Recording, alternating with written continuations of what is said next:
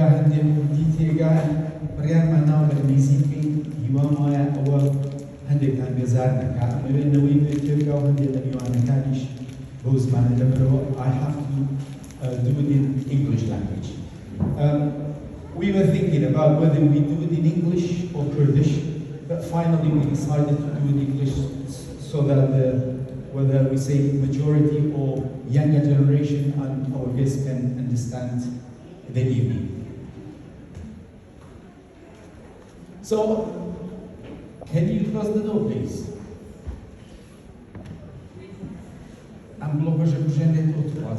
Can you turn off the light?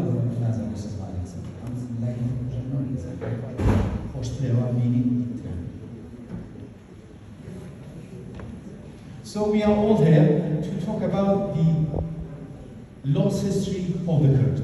I will start by an introduction, and then why history of the Kurds matter. Some people say it doesn't matter. Who cares about history? So we discuss this issue as well. Later on, we look at modern view about the Kurd. I will bring some evidence how academia, how academic institutions around the world currently.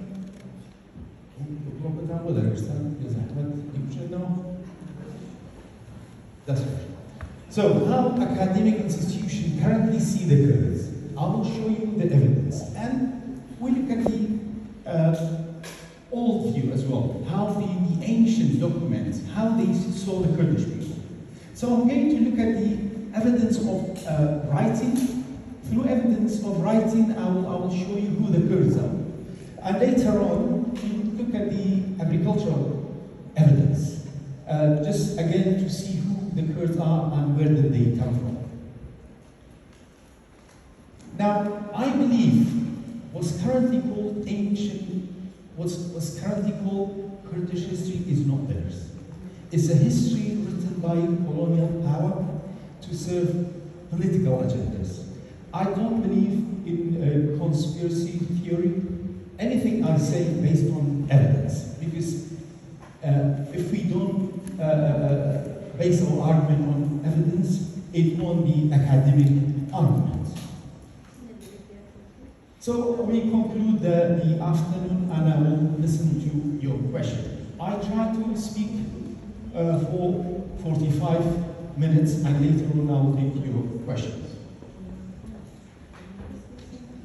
Introduction. From childhood, I'm a Kurd. At home, we were Kurdish. But outside home, I couldn't find myself. In the history book of Iraq, I was born in South Kurdistan. So in the history books, I was trying to find any mention of Kurds, but we didn't exist. So I lived in this parallel. At home, my father told me, you are a Kurd and you have to remain a Kurd. But outside my home, the book told me different thing. We didn't exist. So we existed and we didn't exist. So that encouraged me to question who we are.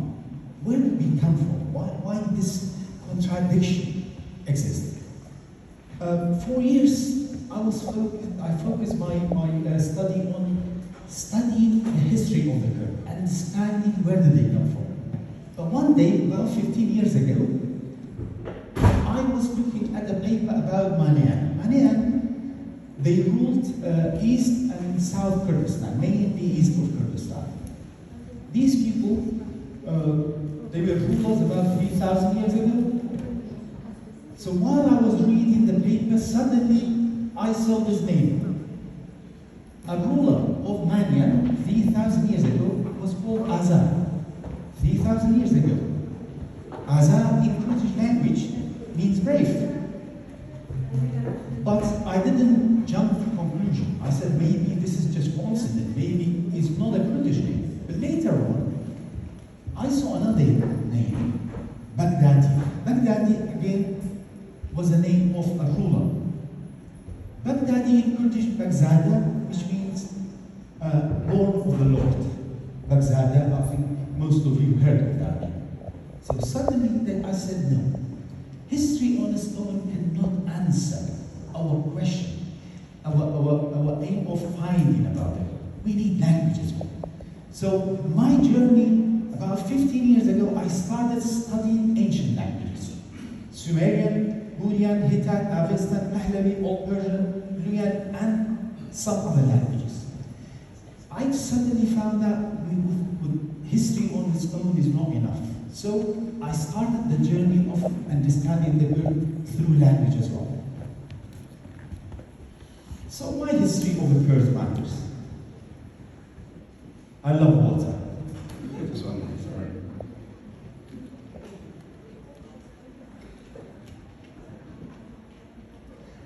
So that question, some people say, who cares?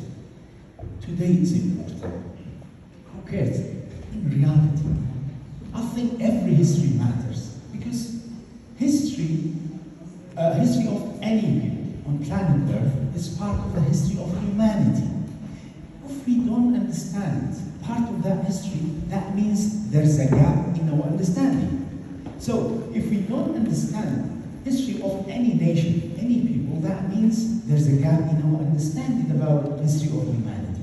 But history of the Kurd matters more. Let me show you why it matters more. Look, this is the map of Kurdistan. I didn't wrote. This is it was drawn by an organization about 70 years ago. So this is the map of Kurdistan. Here, this is Fertile Prison. Have you heard of Fertile Prison? Anyone heard? Fertile Prison? Okay. Fertile Prison, we call it in Kurdish Kawani Bapit. Many human civilization started there. There are two milestones. Agricultural revolution started there, and animal domestication. You see, can you turn off your mobile, please? Today we talk about industrial revolution. We never talk about agricultural revolution. In the matter of fact, agricultural revolution was more important than industrial revolution. Because for the first time, humanity, before that, they were hunter-gatherer, they were hunting, they had every day run after gathering food. Suddenly, when they started the agriculture, they had food surplus or extra food.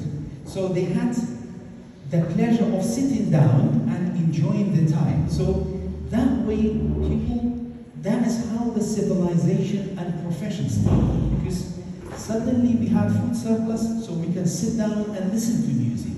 We can listen to stories. We had time for that. So that's how civilization started. So Kurdistan is in the heart of beginning of human civilization, which is agricultural revolution and animal domestication.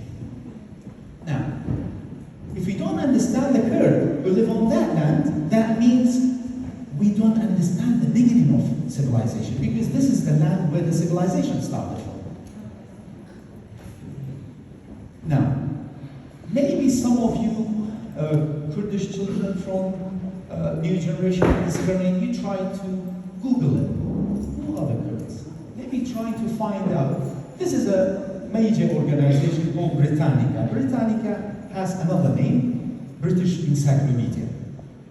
This organization is considered an academic organization, so anything they say, we consider it academic. Now, let's look at the view of this organization about the Kurd. Today, as we are speaking, look, we read it together. The traditional Kurdish way of life was nomadic, revolving around sheep and goat herding throughout the Mesopotamian plains and the highland of Turkey and Iran. So Kurds were nomads. The traditional way we were nomad on the mountains on Turkey and Iran. Most Kurds, I highlighted those comments. Look, most Kurds practice only marginal agriculture. So Kurds didn't know agriculture. They were just herders. The enforcement of national boundaries beginning after the World War I embedded the seasonal migration of the flocks, forcing the most of the Kurds to abandon their traditional way of village life and settle farming. So, thank God, when they drew this map, according to Britannica, Kurds started to settle and they started agriculture. Before that, they didn't know. They were nomad on these mountains. So this is academic view about the Kurd of today. This is the view of one of the biggest organizations in the world. Now, I will show you an example old view about the Kurd. This man is very important. I love this man. His name is Ben Mashia. He's not Kurdish. He's Chaldean. Chaldean, we call them New Babylonian as well. These people they were considered people of science by the Greek. And this particular man, he was linguist and agriculturalist. Around the world, he is known as one of the top agriculturalists in the history of humanity. Remember, he's Chaldean, he's not Kurdish. This is his view about the Kurds. This is 1,200 years ago. Look, the Chaldean or New Babylonian were the wisest men of their times, well acquainted with every science and art. The Kurds debated them and wanted to be their equal. So 1,200 years ago, Kurds wanted to debate the Chaldean and wanted to be their equals. Okay? The first superiority Kurds had of them was in agriculture and botany. So 1,200 years ago, Kurds were better than, according to a Chaldean, better than Chaldean in agriculture. Okay? They claim to descend from Banu Shad. Kurd claim to Banu Shad is one of the wise men of Mesopotamia. He's a well-known figure. And to have to got possession of Book of Adam. This is very interesting. The Kurds, they said they had Book of Adam of agriculture. Adam is not the Adam of biblical books of Islam and Christianity and Judaism. This is the original Sumerian Adam. You will see in the book the detail. I can't give you all that detail, but you can find out about that. So the Kurds, 1,200 years ago, had the books of Adam of agriculture. And the man said, Kurds are superior. I saw in Baghdad 30 books written in this alphabet. This is the Kurdish alphabet 1,200 years ago. Okay? The man said, I saw 30 books written in Kurdish about what? About vine and palm tree. Okay? And how to find water in a known area. So he found 30 books, but he had two books.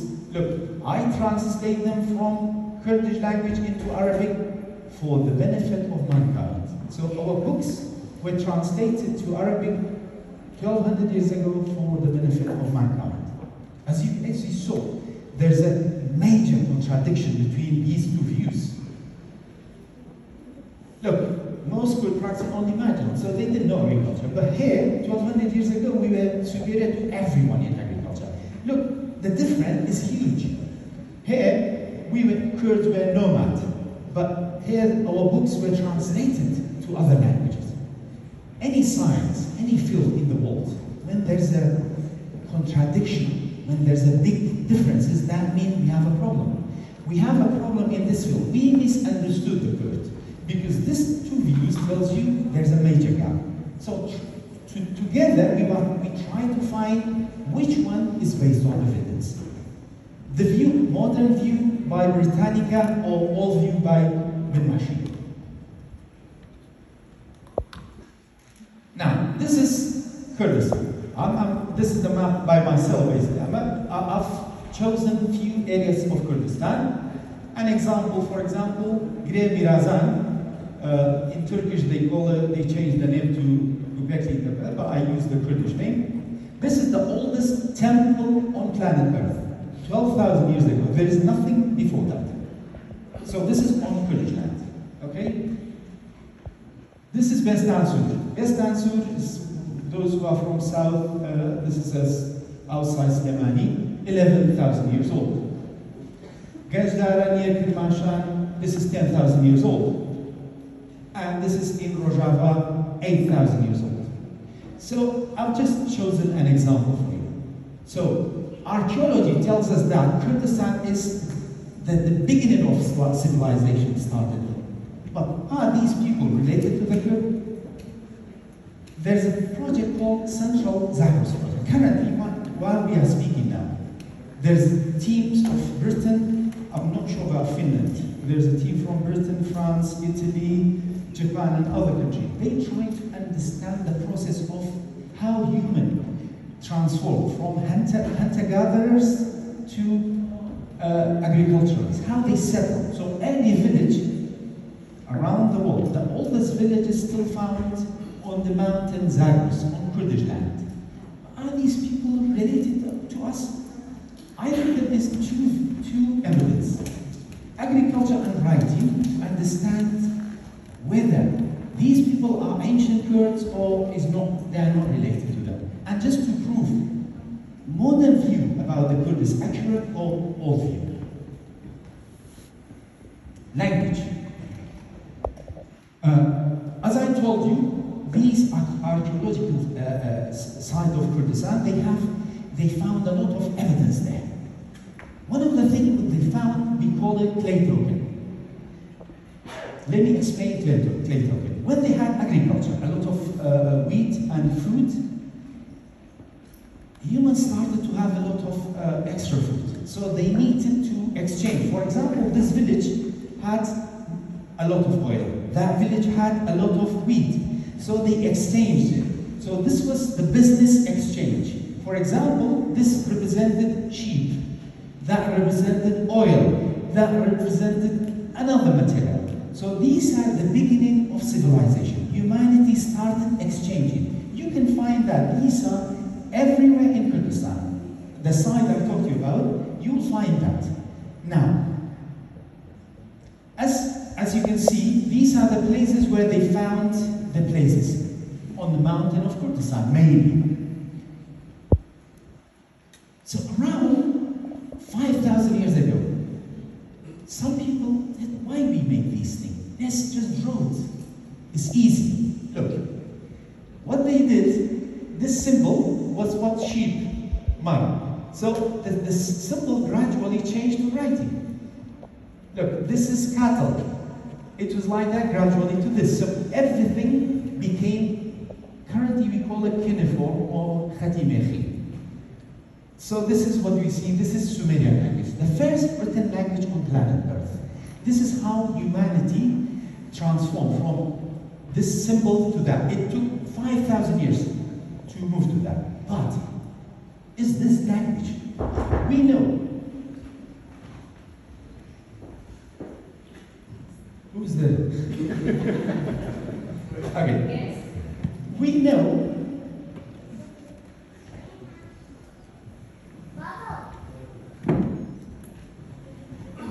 Okay, we are sure that these are found in Kurdistan. And these are found in Mesopotamia. But are they, which language? We don't know this language. Together, can you close the door, please? Okay, together we look at this language, this first written language in the history of mankind. Look. By the way, I don't translate any word from Sumerian. I'm not translator of the language. I'm a linguist, but I don't translate. This is not my job. There are academic institutions around the world, they carried out the translation. So any word in my book you will find is not from me. It's from top academic books. For example, this is Pennsylvania University. This is Soran, one of the best dictionary of Sumerian language. This is dictionary of gods and goddesses. Basically, I am using this is grammar of Sumerian. I use evidence. Anything you want to challenge, you have to face these top academic institutions. I use. Now let's look at some of the word. I chose this word related to human feeling and body. Look. Look, the two meaning in both Sumerian, two meaning hasn't changed after 5,000 years. Okay? This is Bur. Bur, this is the area. This area in Kurdish we call it Ber. In Sumerian was Bur. In English is crotch. Do is exactly the same to speak the root of the word in Kurdish. Do in Sumerian is do without any change after 5,000 years. Fart, sorry, of those who understand, hasn't changed again after 5,000. This is how the language is. Kurdish language is like it's a miracle. How this language kept itself after so many different people arrived, and we still kept our language. Look, Iri, sometimes you hear in Germian, Damari Mari, Iri. Iri is Sumerian. Iri. Exactly hardly changed after 5,000 years. Gal, groin, this area, in Kurdish they call it Gal, and in Sumerian is Gal. Galu, Gali in Sumerian after 5,000 years. Now, Giri, Giriya. Look, two form. Giri, Giriya in Sumerian, Giri, Giriya in Kurdish. The two form. And look, Kraihe and Kraihe. So, that same word, we have it two form on the same word with the Sumerian. This is like a miracle for the world. Now, this is in Kurdish called Yerbarra, name in English. That's in Sumerian Upar. Gish, I don't have here, unfortunately, but some of you have Gish, you understand, that's the word Gishagi here. So it hasn't changed after 5,000 years. Skin, cash, anyone speaks Russian? Slavic language? Anyone? By the way, you can see that word in Koja in Russian language. Yeah, Koja. So this is the Sumerian, this is Kurdish, and you can find it in Bulgarian, Polish, and Russian, and other languages.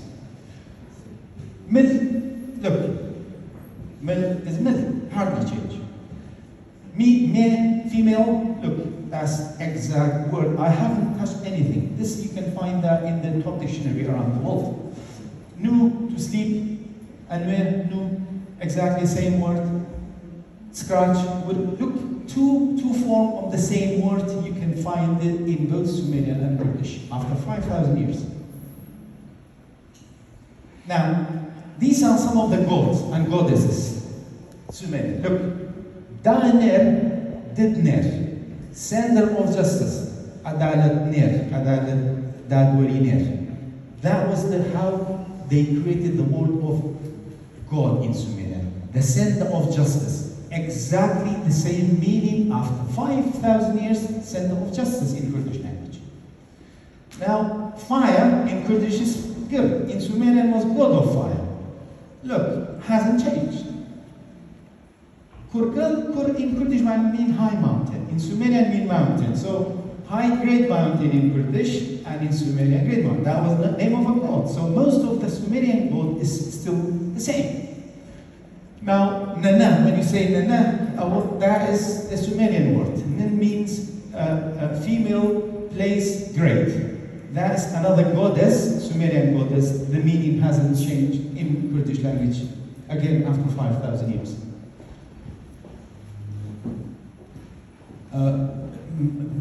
Some of you may be old. Have you heard of Allah? Anyone heard of Allah? Yes or no? Yes, Allah? Okay. In Kurdish culture, when a woman give birth to a child, Kurds are superstitious. They say there's a demon might attack the woman, so they protect no one leave the new mother because they believe that demon attack you. So this is the same demon in Sumerian. Shara, Sumerian warrior god in Kurdish mean fight and war. Utu Hatau, sun god, as you can see, most of you speak Kurdish and you can see it hasn't changed. So I don't want to spend more time on that. Now, who's from East Kurdistan? Rojalat. Okay. In Rojalat we say Slamaka. This is Sumerian.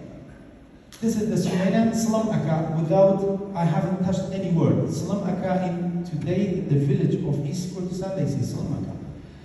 Now, more words. This is Galwood, scratch growing. After 5,000 years, scratch growing hasn't changed. Galwood. Look, I haven't touched any word. This is how the language is. And this is more complex sentence. Amamu ezin ninda'aka. Amam jajannanaka. That's how this 5,000, our grandfathers said the language. Look, word by word, as you can see. So this is how this language preserves itself.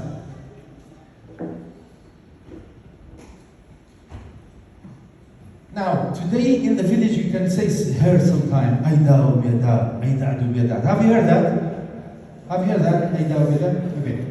This is actually, if you translate that to, this is the Kurdish one. Aida ubiyada or Aida ubiyada. In Sumerian, it's exactly, if you translate it, it becomes iyadidu biyadid. Wu is exactly the same word, and that's how they wrote the word. Benan. This is exactly the same word. Okay? And you can, this is history. This is a clear connection with the Kurdish language. Now, Kurdish is considered Indo-European language. Now, everyone in the world, everyone says Sumerian died 4,000 years ago. It's unrelated to any language. I am the only one now coming and saying to the world, no, Sumerian is not a dead language. Sumerian is connected to Indo-European language. Let me show you an example. Look, Iwutu in Sumerian means or sun, or heat, or light. 3 meanings. Look, I had out in Kurdish. In English, or heat, same meaning. And in German, or heat. Look, this could be just coincidence. Let's see another example. Ludu. Okay? In Kurdish, la nadra. In Italian, lui non dice. This is French, il ne dit pas. Look, you can see every word. This is history. And even in Spanish, again. So, I am challenging the world based on evidence. I tell them, no, Sumerian didn't die. We need to understand Kurdish to understand the how language of civilization, how Western. So that's why the title of my book says Rediscovering the Origin of Western Civilization and the Origin of Indo-European Languages. Because through Kurdish language, we can understand the beginning of civilization and how language evolved. Now, more example. This is Salam Ibisi. Look. Slavna Basigiriya in Kurdish. In Italian, saluto nonna, pasta grill. Look, and in English, only this word has changed. Okay? As you can see, the meaning little bit different. But this is history. This is for those who maybe languages from Slavic, Russian, and other languages. Nazan or Nazu, look. This is Latin, Russian, Serbian. By the way, no one in the world done this research. This is new research. That's why I'm here.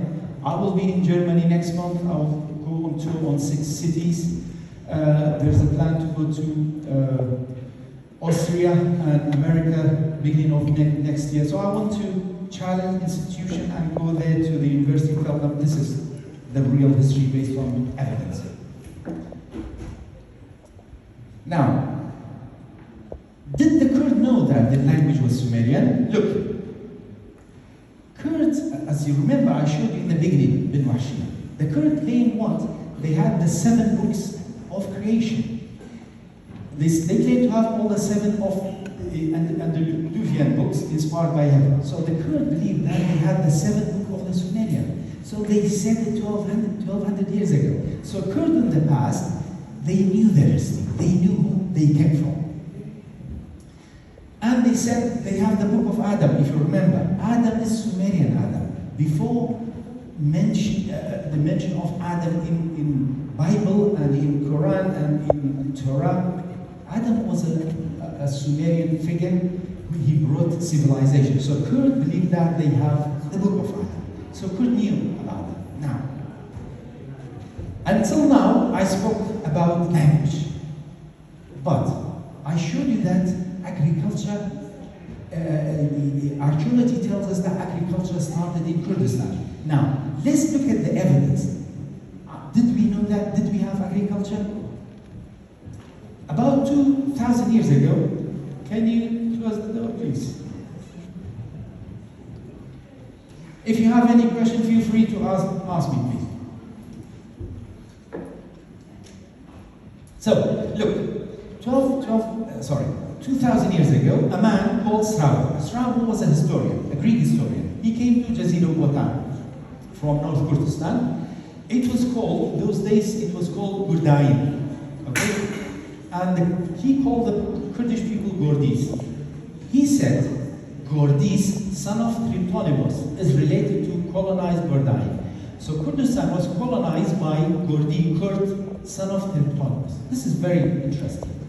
In Greek mythology, Triptolemus is what? It's demigod, inventor of agriculture and civilization. So in Greek mythology, Kurds were responsible for invention of agriculture and civilization. So Greek recorded this, that the Kurds were the start and the beginning of the civilization. And this is more interesting. There's a team in 1997, they found wheat. Do you know wheat? Ganem? In North Kurdistan. And they said, Karajadak are very probably the site of domestication. So, archaeology supports Greek mythology. Greek said the Kurds were inventor. The father of the Kurd was inventor of agriculture and civilization. But archaeology as well proved the same thing. This team found that the wheat in this area is the first domesticated wheat. And this man called Al-Jaziri, by the way, I'm not saying he's Kurdish. Britannica, everyone said this man is Kurdish. Al-Jaziri lived where? In the area where the Greek man went. This man created one of the best robot and anything related to water engineering, because the expertise of water was among the Kurd. This is the work of this Kurdish man. He worked in Jazira Watan. He's called Al-Jaziri. By the way, do you know Leonardo da Vinci? You've heard. According to Britannica, Leonardo da Vinci learned from this man.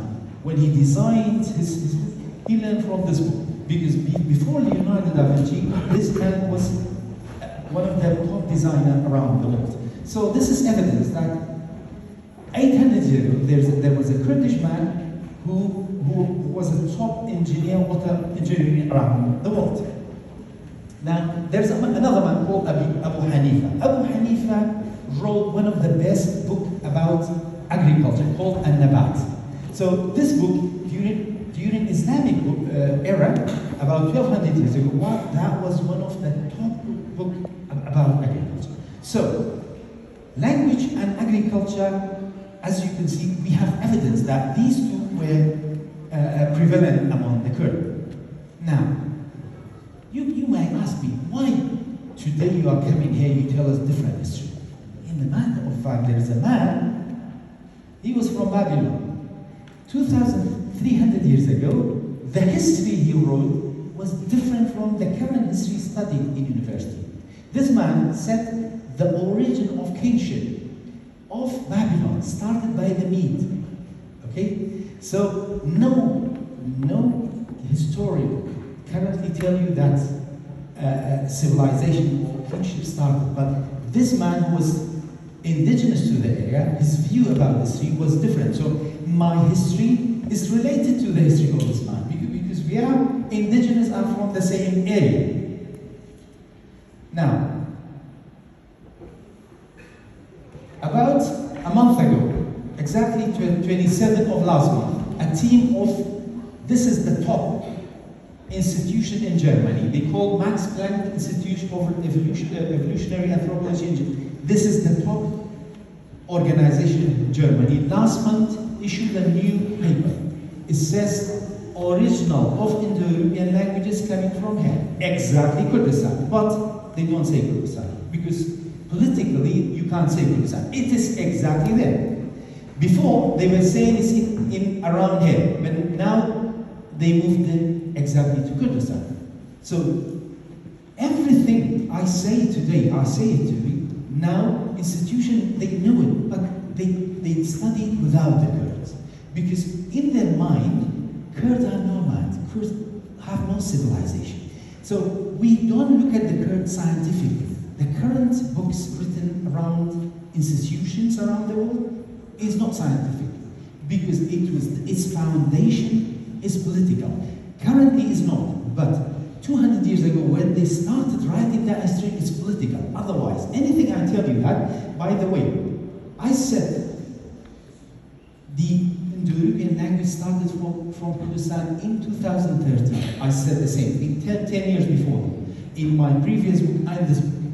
But they just found out about that. So, why history of the Kurd became like that? Again, Britannica. Today, if you look for, Salahuddin, okay. If you read it in Britannica, it says Sunni Muslim dynasty. So they don't say Kurdish. Sunni Muslim of Kurdish descent.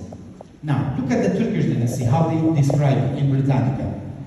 Zangid Turkish dynasty, look, Muslim Turkic dynasty. But for the Kurd, they call it Sunni Muslim. But for the Turk, see, Kurds are missing. So this is how they write history. This is how they exclude the Kurd from the history books.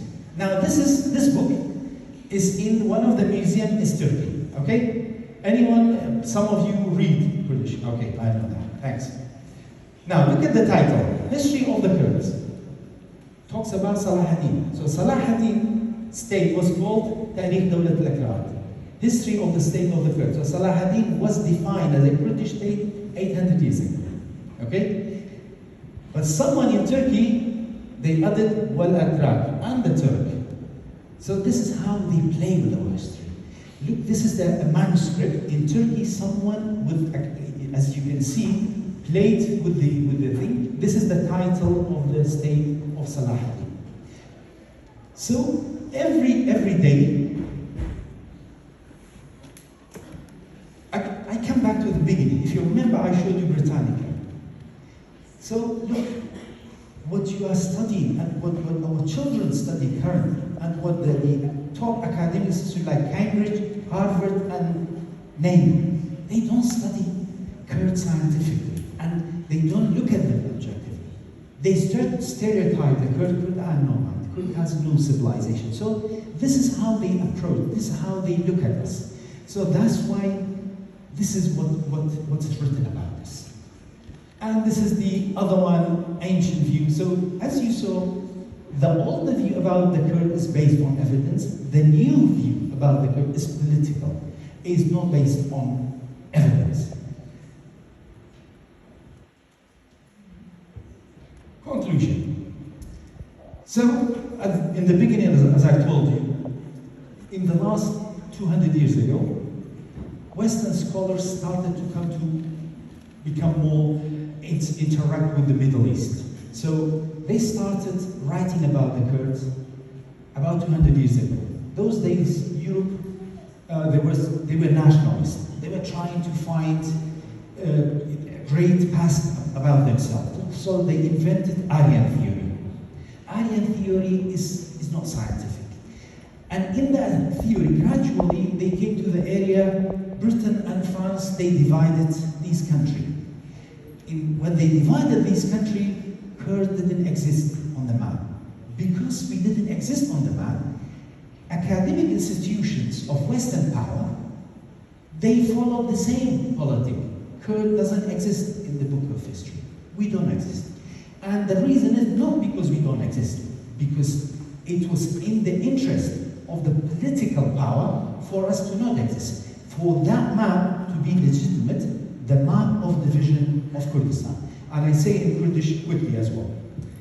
دوسا ساڵان پێش ئەم هێزانەکە هاتنە ناوچەی ڕۆژهەڵاتی ناوەڕاست ئەمان بە دوای خۆیان ناکەن هەمیست ڕابردوویەکی گەورە و مەزن بۆخۆیان دروستکەن کۆمەڵی تیۆری ئاری و ئەمانەیان داهێنا دوایی نزیکی سە ساڵان پێش هاتن ئەم نەخشەی ئەم ڕایان دروست کرد کە ئەم نەخشەی ڕۆژهەڵاتی ناوەڕاست لەم نەخشەیە کورد دەرکرا کوردی تیانێ لەبەرەوە هەرچی دەستگا ئەکادیمیەکانی بەریتانیا و فەرەنسا و ئەم وڵاتانە لەسەر هەمان سیاست مادەم کوردم نەخشەیانیە منیش بوو ئەکادیمیەکی بەریتانی من خۆم ناڵم کەسێکی دوێ کارەکە لەسەر هەمان سیاست ئەمڕۆ بۆیە تۆ لە پەرتوکانی تۆ لە پەرتوکا تەنها شوانێکی بەڵام ئەمە بابەتێکی زانستی بە بابەتێکی سیاسیە کە تۆ لەو مێژواران لای. Thank you very much for listening, and I'm happy to listen to your question, whether in Kurdish or English.